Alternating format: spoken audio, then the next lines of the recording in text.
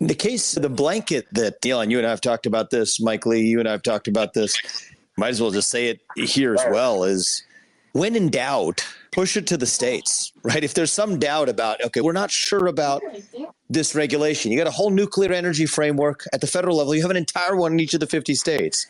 Same thing for spending or some other program. Are people going to really suffer if this is taken away?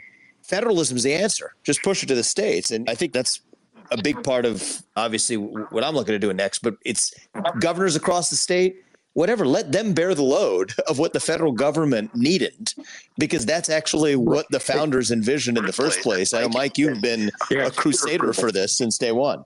No, that is right. That is the whole reason I ran for this job 15 years ago.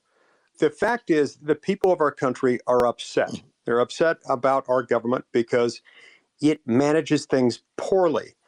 And what a lot of people are starting to grasp is that it's not just a matter of changing from the red team to the blue team, back to the red team, and making sure you've got better personnel in there, because better personnel won't make those same mistakes and won't fund the stupid studies about the drunk gerbils on a treadmill. Yeah.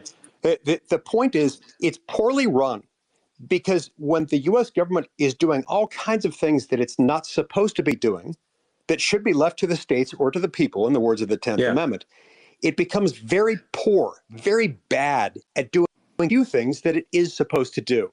You can't be good at running the Pentagon and at making sure that traffic lines of commerce are open when you are doing all kinds of things that the federal government wasn't built to do.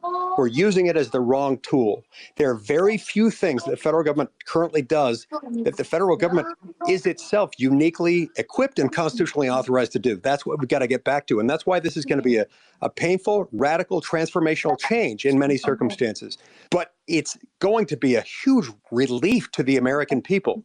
Once we get through the initial shock, and once we get through this stage where the media is telling us that the sky is going to fall, dogs and cats living together in the streets, apocalyptic stuff, once they realize that's not true, they're going to feel this huge burden lifted.